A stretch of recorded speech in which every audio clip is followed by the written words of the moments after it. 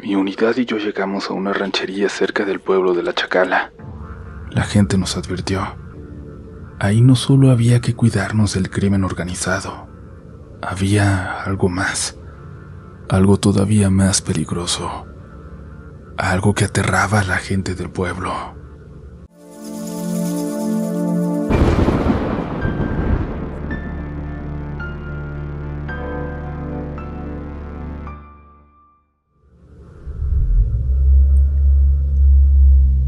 Muy buenas noches, comunidad. Gracias por dejarnos llegar hasta sus hogares, hasta sus automóviles, hasta sus audífonos, donde quiera que nos estén escuchando. Agradecemos la preferencia y sobre todo a todos aquellos que siguen compartiendo sus historias con nosotros, agradecemos su confianza. Hoy hay historias nostálgicas, hay historias que se van a meter a nuestras casas y también relatos que nos van a llevar a lo más recóndito de un bosque, que nos van a poner en los zapatos de un escuadrón militar que se enfrentará con algo para lo que no se podrían haber preparado. ¿Listos? ¿Listas? Tienes unos segundos para arrepentirte y buscar otro programa, porque ya estás entrando en el mundo de relatos de la noche.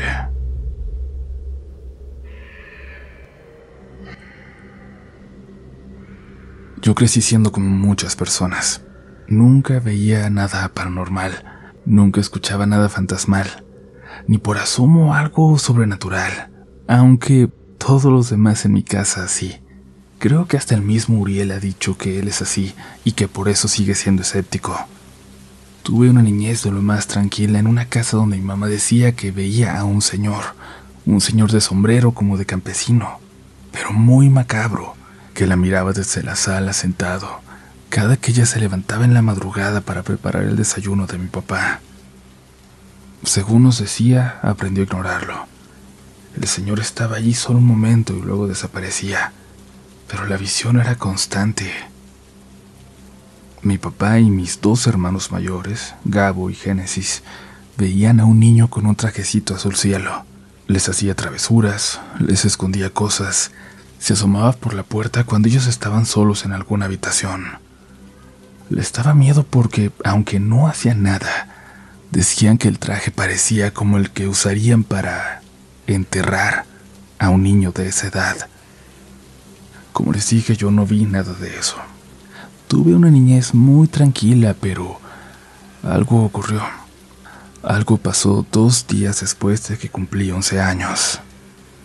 Era una tarde muy tranquila, sin mi papá y sin Gabo, que son los que siempre llevaban escándalo a la casa con sus bromas, sus gritos y sus juegos. Me gustaba escucharlos, sí, pero también me gustaba mucho la paz de las tardes en las que ellos se iban al béisbol. Nosotras habíamos preparado todo para hacer una cena especial. Mi mamá había ido a la tienda a la vuelta de la calle para traer algunas cosas que necesitábamos. Yo apenas me estaba quitando el uniforme de la escuela. Me puse ropa más cómoda. De verdad me gustaba cuando nos poníamos de acuerdo para cocinar y siempre me terminaba ensuciando. Estaba animada. Salí de mi cuarto para bajar. Iliana, espera. Mi hermana me habló desde su cuarto. Como la escuché, sonaba preocupada.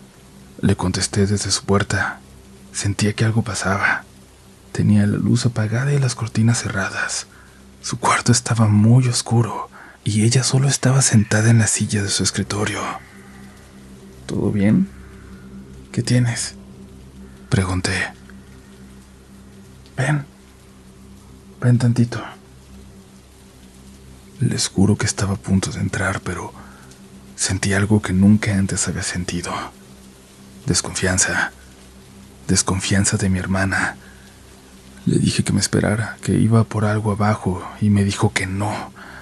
Nada más eso dijo, pero aún así bajé las escaleras confundida hasta que... Les juro por mi mamá que abajo estaba mi hermana en la cocina picando verduras. Aunque sabía que era una tontería y que era imposible, le pregunté si hace un segundo ella no estaba arriba en su habitación. Se quedó seria. Me preguntó qué había visto y le dije que a ella sentada en la oscuridad de su habitación, y que me había hablado para que entrara. En ese momento subí a su cuarto y yo la seguí. Ya no había nadie, pero mi hermana entró con decisión. Cerró de golpe la puerta y gritó con fuerza: «Con mi hermana no te metes, con ella no». Después empezó a rezar en voz alta, mezclando groserías cada que paraba entre diferentes oraciones, como si quisiera sacar algo de ahí a la fuerza.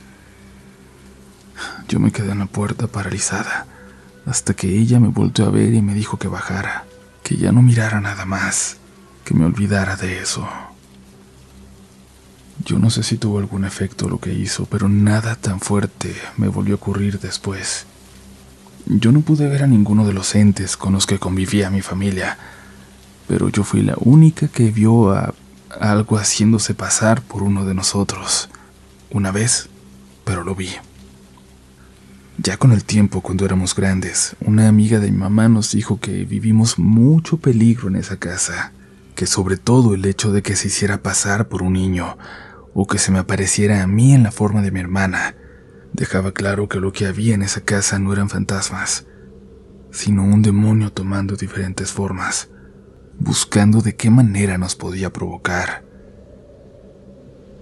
Gracias por su atención, comunidad. Si son escépticos, créanme, tampoco pueden bajar la guardia. Comunidad, antes de continuar les tengo que advertir que la siguiente historia es fuerte, es violenta, menciona temas muy sensibles, así que recomiendo mucha discreción al escucharla, y si hay niños cerca sería mejor que no escuchen esta parte del episodio. Es una historia bastante fuerte, pero tan aterradora que no podíamos dejar de contarla. Se titula Las brujas de la Chacala, y no decimos más. Descúbranlo ustedes mismos. Pasamos ya a la siguiente historia.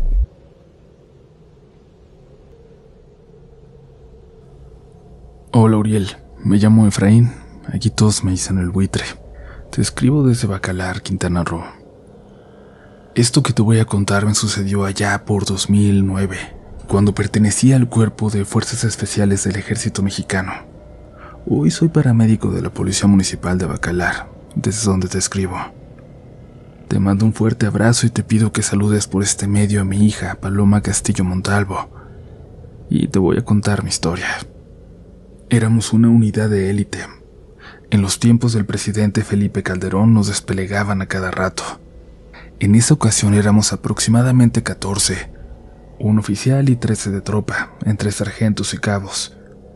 Los nombres que mencionaré son los reales, y no tengo problema con que los menciones. Llegamos a Tamazula de Victoria, en Durango, y a los pocos días caminamos hasta una ranchería muy cercana, el pueblo de La Chacala. El lugar era pintoresco, bonito, parecían imágenes de postal, y más para personas como nosotros, que éramos mayormente de la península de Yucatán. Pocas veces habíamos visto lugares como las imponentes sierras de nuestro México. Todo comenzó cuando llegamos a una casona donde nos aguardaba una mujer anciana y unas 5 o 6 jóvenes. No recuerdo exactamente cuántas eran. Como siempre, nunca falta el comandante o el compañero que es un forro, y a donde sea que llega enamora chicas. Lo primero que hicimos fue acercarnos a las jóvenes y, pensando en la coquetería, les ofrecimos un pago a cambio de que nos prepararan algo de comer. Ellas no se negaron. Aceptaron y nos dieron una lista de cosas que querían, y nos fuimos 3 de nosotros a la tienda. Ahí un hombre de aproximadamente 60 años nos recibió. Nos miraba con cara de desaprobación. Ustedes, los guachos, nunca van a cambiar. Por una faldita fácil se dejan envenenar, nos dijo. Solitos se vinieron a meter en la boca del lobo. Creímos que lo decía porque ellas tenían novios o esposos y que estábamos metiéndonos en problemas por eso. Le dijimos en forma de broma que estuviera tranquilo, que no íbamos a robarnos a nadie. Él con cara de burla nos miró, y mientras se reía nos dijo: si no lo digo por eso, ellas no son lo que ustedes creen. Así como me ven, yo antes era sacerdote, pero tuve la desventura de toparme con ellas. Hoy para mí está prohibido siquiera tocar la Biblia. Tampoco me puedo ir de este pueblo. La vieja las maneja y no perdona a ninguno que se cruce con ellas. Pero yo ya se los advertí. Ay de ustedes si no me quieren escuchar. En ese momento nos dio algo de risa el pobre viejito y sus historias. Tomamos nuestro mandado y regresamos a la casa de las muchachas. La gente en el camino, mientras atravesábamos un parque pequeñito y calles polvorientas, nos miraba como con pena. No sé si ellos sospechaban el terror que se avecinaba sobre nosotros, o simplemente nos juzgaban por vernos tan inmorales salir específicamente a esa casa en lugar de buscar una fondita o una lonchería. Cuando llegamos, nuestro comandante estaba muy entusiasmado en la charla con una de ellas. Todas eran muy bonitas. Todos sabían que las mujeres del norte son muy bellas y que las de la sierra tienen algo especial. No pasó mucho y nos llamaron a comer. Procedimos a entrar quienes nos encontrábamos afuera, brindando seguridad, que era algo que sin importar la situación no podíamos descuidar. Éramos una unidad diferente a las demás por nuestro nivel de adiestramiento. Comimos. Todo fue tan rico. La carne venía en cuadros de buen tamaño, suave y con mucha consistencia. La disfrutamos tanto. A mí me quedó una duda. Nunca vi de dónde salió la carne. No era congelada, no era carne seca ni ahumada como se acostumbra en aquellos lugares. No era de ave y tampoco parecía de res ni de puerco. Se lo comenté a un compañero, uno que ya murió y que espero que descanse en paz. Él con una risa en la cara me dijo que seguramente nos habíamos comido un cabrón. Acuérdate de lo que nos dijo el padrecito, me dijo. Capaz que eso fue. Más tarde nos despedimos y empezamos la marcha para el punto del cual ya traíamos órdenes. Teníamos que destruir un laboratorio clandestino que se encontraba fuertemente custodiado por hombres que se dedicaban al cultivo de amapola y otras plantas. Ellas nos dijeron que no subiéramos al cerro, que porque en esos días pasaban cosas extrañas. Todos pensamos que solo buscaban desviarnos de la misión. Tal vez sus maridos o familiares eran precisamente aquel grupo de hombres a los que íbamos a enfrentar. Avanzamos a pie por más de 2 horas. El terreno era inclinado y pedregoso. Cada tanto se soltaba una piedra y alguien advertía a los demás. Ya había caído la noche cuando nos acercábamos al lugar, por fin. El teniente que traía el mando nos reunió, y después de girar las últimas instrucciones, procedimos a rodear el lugar tratando de no alejarnos mucho uno del otro. Ya estábamos en la cima de aquel cerro. La punta de la montaña se cerraba en forma como de cráter. No sé cómo explicarlo. Parecía un hormiguero gigante. La elevación no terminaba en una planicie ni en forma de cono. Más bien se hundía, dejando un hueco del cual alcanzamos a ver que salía la luz de una gran fogata. Empezamos a escuchar cantos, risas, alaridos que parecían de dolor. Hasta ese momento tenía muy claro que estábamos a punto de vivir un enfrentamiento. Tenía los nervios al 100 y el dedo en el gatillo, esperando el inminente instante en el que soltaría mi primera descarga de ese día. Nos acercamos más, y al quedar en la punta del cerro donde ya teníamos una clara visión de lo que pasaba en el fondo de aquel hoyo, no podía creer lo que estaba presenciando. Miré a mi costado. Pude ver la cara de miedo y asombro de los demás que estaban conmigo, de hombres recios y valientes. Allá en el fondo había mujeres jóvenes que, estoy seguro, estaban haciendo algún ritual o un sacrificio. Destazaban algo, animales, lo que parecían ser perros o coyotes. Estaban bañadas en sangre y con los pechos desnudos. Parecían no darse cuenta de nuestra presencia a unos cuantos metros sobre ellas. Ejército mexicano, tírense al suelo y no se muevan. Fue el grito del teniente. Inmediatamente y sin asustarse nos miraron. Buscaban en las penumbras, poniendo sus manos en forma de visera, tratando de tapar la luz que las deslumbraba. Con cuchillo en mano y sin mostrar nada de miedo, comenzaron a subir desde el fondo de aquel cráter. Una corría a 4 patas para agarrarse mejor, otra parecía correr como usando los pasos hacia atrás. No puedo estar equivocado. No podíamos estar toda la unidad equivocada. Eran las mismas mujeres, o por lo menos demasiado parecidas, demasiado, a las que un rato atrás, varios kilómetros atrás, nos habían atendido y tratado con ternura. El miedo que sentí fue inmenso. Escuché disparos. Alguien reaccionó y detonó su arma. No sé si le disparó a ellas o si el miedo le ganó y se le escapó el tiro. Luego fueron 2 o 3 ráfagas. El que estaba a mi lado corrió y yo no quise quedarme un segundo más. Corrí tras él, pero en la penumbra de la noche no lo podía ver. Corríamos cerro abajo y de pronto lo único que pude sentir fue mi cuerpo golpeando con algún tronco, mi cara azotando contra el piso, mi boca y mi nariz llenándose de tierra. Me paré en automático para seguir corriendo. Mi arma colgaba del portafusil sin la menor intención de tomarla y apuntar hacia donde estaba la amenaza. Yo corría sin poder ver para dónde iba. No veía nada ni a nadie. Corría entre la oscuridad absoluta. Escuchaba muy cerca de mí los jadeos de alguien que corría pisándome los talones, pero por ningún motivo volteé para ver quién era. El terror que sentía solo me permitía correr por mi vida. Me da pena, pero es la verdad. Nunca le corrí al enemigo, porque yo sabía que al igual que yo, cualquier otro hombre es mortal. Pero sentí esa vez, de verdad te los juro, que estaba frente a algo que no tenía explicación, frente a algo que no podíamos enfrentar.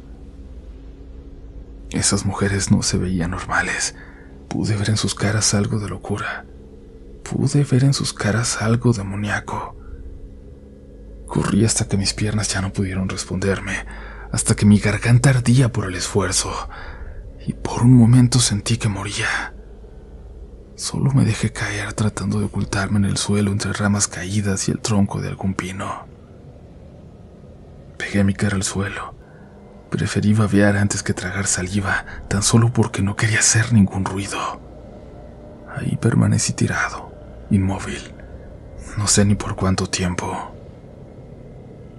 Mi cuerpo estaba mojado por el sudor que salía como ríos por mi piel, a pesar del intenso frío de aquella noche. Unos pasos se escuchaban, muy despacio, como los pasos de un cazador que acecha a su presa. Entre la neblina vi un cuerpo que avanzaba muy despacio, sin ningún ruido más que aquella respiración. No sabía con certeza si era de mi unidad o alguna de aquellas aberrantes mujeres. No quise arriesgarme. Cerré los ojos y dejé la cara pegada al suelo. Después de un rato escuché algo. El llanto apagado de alguien, como cuando lloras en silencio. Y luego, a ratos a la distancia, se escuchaba una melodía, el canto de 2 o más mujeres. Eran varias voces como en un canto angelical, un canto que me invitaba a ir tras ellas, pero mi instinto de supervivencia me dijo que era la misma técnica de las sirenas atrayendo marineros.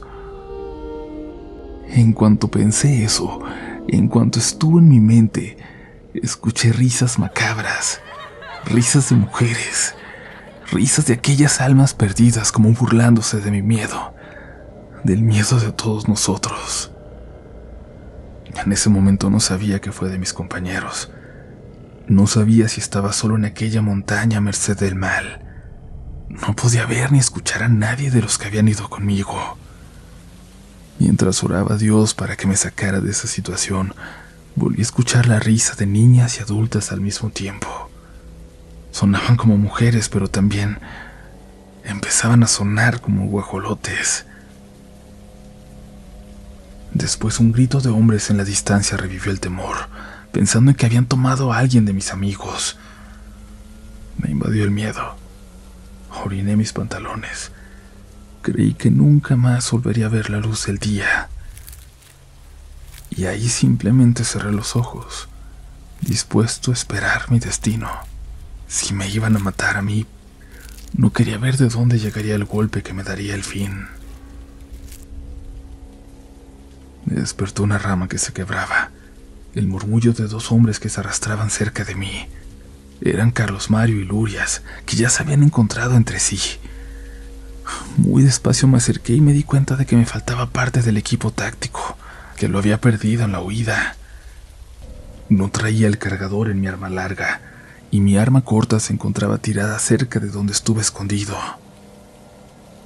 Amanecía y la niebla era espesa, pero al menos allí escondidos nos permitía comunicarnos por medio de señas.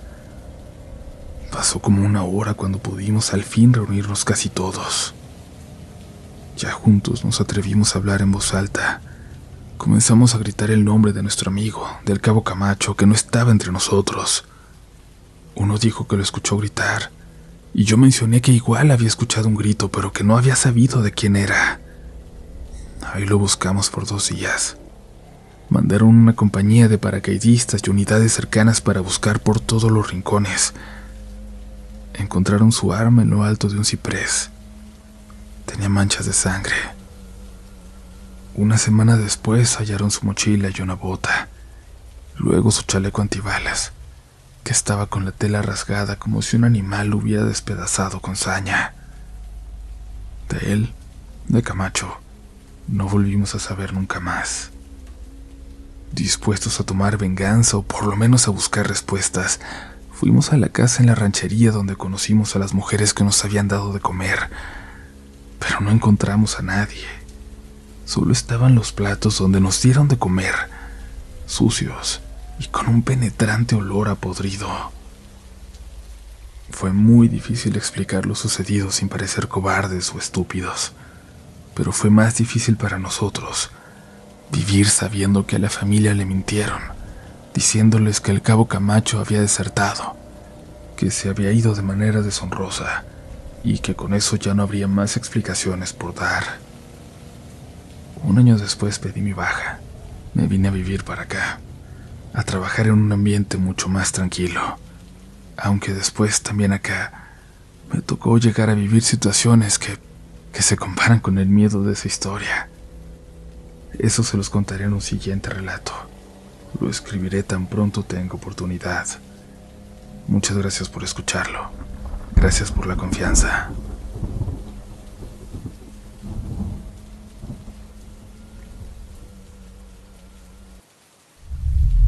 Comunidad, recuerden que si están escuchando este punto del episodio, ya deberían estar suscritos y ser parte de la mejor comunidad de internet. Nos ayuda muchísimo que lo hagan. Al terminar, no se olviden de dejarnos un comentario, de contarnos qué historia fue su favorita del episodio, y por acá en la descripción dejamos, como siempre, los enlaces para que encuentren nuestras redes sociales, para que entren a nuestra página y envíen su historia, y claro, para que compren su libro, aunque ya quedan muy pocos, pero si todavía lo encuentran, cómprenlo. Continuamos con más relatos de la noche.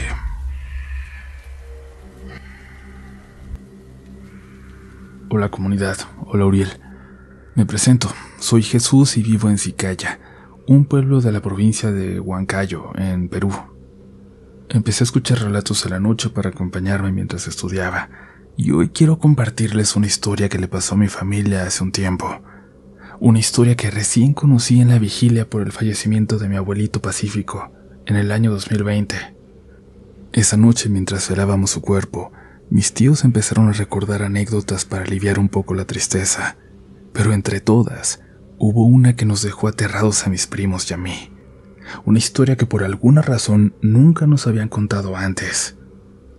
Mi abuelo Pacífico tuvo 6 hijos: David, el mayor, Juan, Pilar, Raúl, mi mamá, Rosa, y la más pequeña, mi tía Katy. Mis abuelos se dedicaron toda la vida a la chacra, al campo. Aquí en Cicaya casi todos somos campesinos. De hecho, mi abuelo dejó a cada hijo un pedazo de tierra para que, con los años, lo sembraran o lo vendieran. Un día mi tío David le pidió a mi abuelo que sembrara choclo en su parcela. maíz, elote, como le dicen en México. La idea era venderlo después y preparar pachamanca, ese plato tradicional de la sierra que tanto disfrutamos por acá. El problema era que esa chacra quedaba lejos, más allá del cementerio del pueblo. Así que todas las mañanas a las 5 en punto, mi abuelo iba a casa de su hijo David, pedía prestada su camioneta, cargaba su pico y su bolsa de coca, las hojas que mascaba siempre para aliviar el cansancio y la altura, y se iba feliz a trabajar. Siempre volvía a las 2:30 de la tarde, justo para el almuerzo con mi abuela Berta, pero un día no regresó. A las 5 de la tarde mi abuela salió preocupada a buscarlo. En esos años casi nadie en el pueblo tenía celular, así que no había forma de localizarlo. Mi abuela encontró a mi tío David en la calle, igual de desesperado. Preguntaron a la gente cerca del cementerio, y así dieron con un amigo de David que los llevó en su carro hasta la chacra. No tuvieron que llegar hasta allá. En el camino vieron la camioneta de mi tío, volcada a un lado del camino. Mi abuelo estaba ahí, pálido, temblando, con la mirada perdida. Ya era de noche cuando lo llevaron de regreso al pueblo, pero no hablaba, no reaccionaba. Su cuerpo estaba frío, como si la sangre no corriera por sus venas. En la posta de salud apenas le dieron medicamentos simples, pero nada funcionaba. Los hermanos empezaron a llegar de a poco, cada uno con algún remedio casero, pero mi abuelo seguía igual, como si se estuviera apagando. Entonces llegó mi tía Pilar. Ella había tomado clases con un curandero, alguien que sabe curar el susto, el mal de ojo y cosas que la medicina no entiende. Dijo que lo de mi abuelo no era normal y pidió preparar un jubeo con cuy, pero antes necesitaba hacer otro ritual. Mandó a mi mamá a comprar algunas cosas: hojas de coca, galletas con forma de animalitos, dulces, cigarros y un poco de aguardiente. Dice mi mamá que cuando llegó y lo vio, el abuelo parecía un zombi, que había cambiado en cuestión de minutos, que estaba flaco, huesudo, con la piel casi ceniza. Esa misma noche Pilar reunió a la familia, pidió la ropa que llevaba mi abuelo cuando volcó a la camioneta. Con mi tío Juan al volante se fueron todos al lugar del accidente. Eran casi las 2 de la mañana, el aire helaba. La neblina bajaba densa desde la sierra. En medio del camino mi tía extendió una manta, colocó encima los dulces, las galletas, la coca. Les pidió a todos que se sentaran alrededor y empezaran a mascar. Solo el crujido de las hojas entre los dientes se mezclaba con el silencio de la noche. Luego, más adelante, tendió la ropa de mi abuelo y encendió un cigarro. Con cada bocanada soplaba el humo sobre la tela, como si quisiera devolverle el aliento perdido. Le pidió a mi abuela que lo llamara. «Pacífico, Pacífico, Pacífico». La voz de mi abuela se quebraba en la oscuridad, y entonces algo se movió entre las hierbas al lado del camino. Mi mamá dice que vio figuras negras corriendo a lo lejos, acercándose, que eran altas pero sin forma clara. No alcanzaba a verles el rostro. Eran siluetas muy negras, casi solo sombras. Mis tíos pensaron en los pistacos, esas personas que te matan para llevarse la grasa del cuerpo. Pero ellos, estas cosas, no parecían algo realmente humano. Cada vez había más, y cada vez llegaban más rápido a esconderse entre las hierbas, pero al mismo tiempo asomando los ojos brillantes, como de animales, como para que supieran que estaban ahí. Era ya notorio que todos tenían miedo por más que intentaban disimularlo. Juan corrió a encender el carro. David y mi mamá casi arrastraban a mi abuela, que se resistía paralizada, llamando a mi abuelo una y otra vez, sin dejar de repetir su nombre. Todos empezaron a tropezar al correr, todos menos Pilar. Mi tía, en lugar de huir, corrió hacia la ropa. Mi mamá gritaba que la dejara, que corriera, pero Pilar recogió la manta, tomó las prendas de mi abuelo y apretó todo contra su pecho. Solo dejó los dulces y las galletas tirados en la tierra. Subió al carro y le gritó a mi tío que acelerara. El motor rugió. El carro se sacudió en la tierra suelta. Detrás, esas figuras negras seguían corriendo. Algunas se quedaron inmóviles mirándolos. Otras se metieron a las chacras perdiéndose entre la niebla. Nadie quiso mirar demasiado tiempo hacia ellas. Nadie se atrevió. Cuando por fin llegaron a la casa, encontraron a mis tíos más jóvenes dormidos. Pilar no perdió tiempo. Vistió a mi abuelo con la ropa del accidente y poco a poco empezó a cambiar. Ahí mismo vieron cómo su piel recobró el color. Su cuerpo dejó de estar helado. Al amanecer ya pudo comer. Ya hablaba. Era como si hubiera regresado. Cuando le preguntaron qué le había pasado, mi abuelo dijo que, de regreso, había visto siluetas negras entre las chacras, que una de ellas se le cruzó en el camino. Dio un volantazo para no golpearlo y de ahí ya no recordaba nada más. Con el tiempo, mi tía explicó que esas figuras eran los condenados, almas que no lograron entrar al cielo y que vagan la tierra en busca de un alma pura. El accidente de mi abuelo fue solo la oportunidad que tuvieron para arrebatársela. Y si no hubiera sido por Pilar, tal vez lo habrían logrado. Esa noche en la vigilia, todos entendimos por qué nunca nos habían contado esta historia.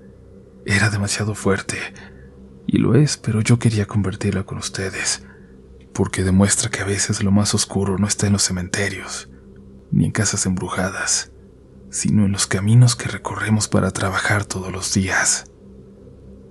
Gracias por escucharme, comunidad, y gracias, Uriel, por dejarme contar la historia de mi abuelo Pacífico. Un saludo a todos, y que tengan muy buenas noches.